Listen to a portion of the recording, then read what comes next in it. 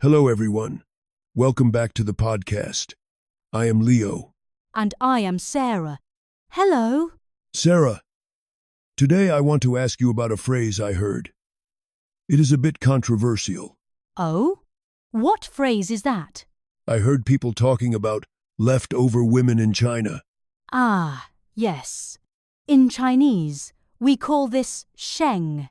It literally translates to leftover women. That sounds very rude. What does it mean exactly? It usually refers to women who are over 27 or 30 years old, live in big cities, are highly educated, have good jobs, but are not married. Wait. They are educated, have good jobs, and live in big cities. That sounds like success. Why are they called leftover? Like bad food. You are right, it is successful. But in traditional Chinese culture, marriage is the most important goal for a woman.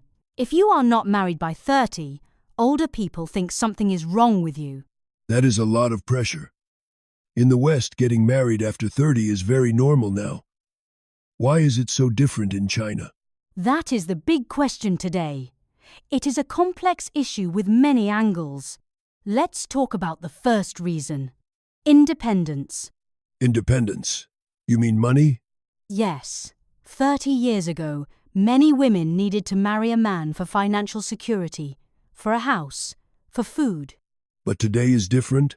Totally different. Today, Chinese women work very hard. Many have master's degrees or PhDs. They earn good salaries. They can buy their own iPhone, their own designer bags, and sometimes even their own house. So, they don't need a husband to survive. Exactly. If they don't need a man for money, they want to marry for love.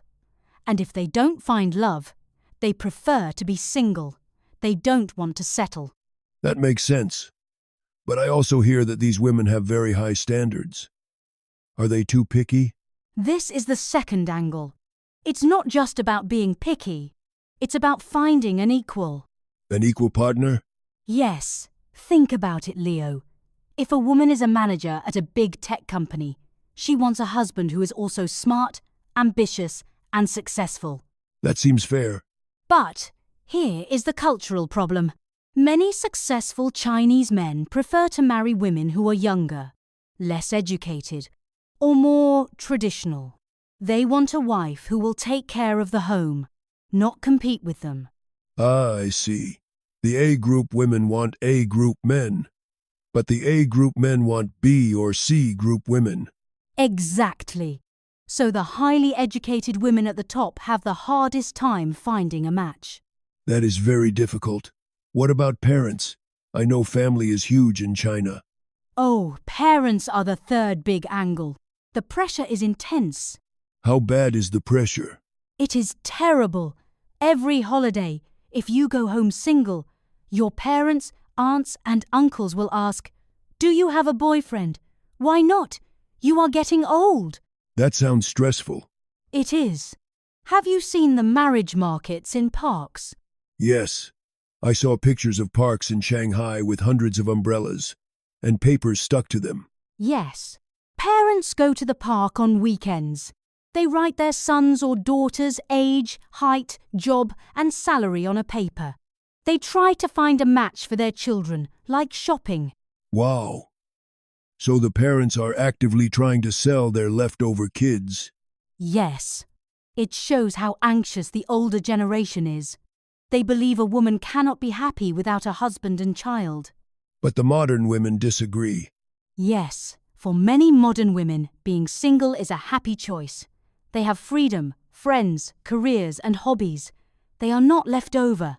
They are just choosing a different life. It seems like China is changing very fast, and the culture clash is happening right now. That is very true. It is a fascinating time. Thank you for explaining this complex topic, Sarah. You are welcome, Leo.